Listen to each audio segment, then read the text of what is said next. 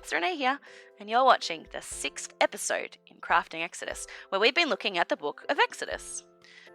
At the end of the last episode, God's people, the Israelites, had crossed the Red Sea and found themselves in the desert. Eventually, they ran out of food, and they started to grumble. But not only that, they started saying it would have been better to still be slaves in Egypt. It's like they'd completely forgotten everything that God had done for them. Despite their complaining, God was kind to them and gave them everything they needed as they travelled to the Promised Land. God could have punished them, but first He gave them enough water for all the people and their livestock. He also gave them meat to eat, called quail. It tastes a lot like chicken. Of course, God's people kept complaining, but God was kind. He provided them bread from heaven, which the people called manna.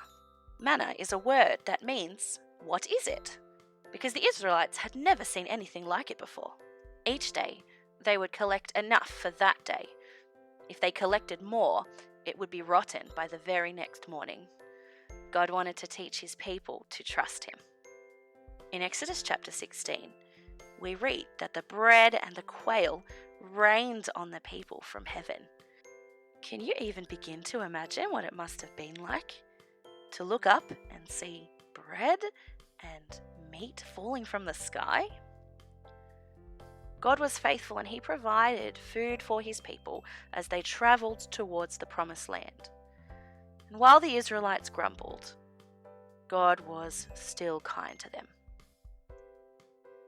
After travelling in the desert for 3 whole months, the Israelites set up some camp at the bottom of Mount Sinai. Something very important was going to happen at the top of that mountain, but we'll look at that at the next episode. You've been watching Crafting Exodus. I'll see you next week.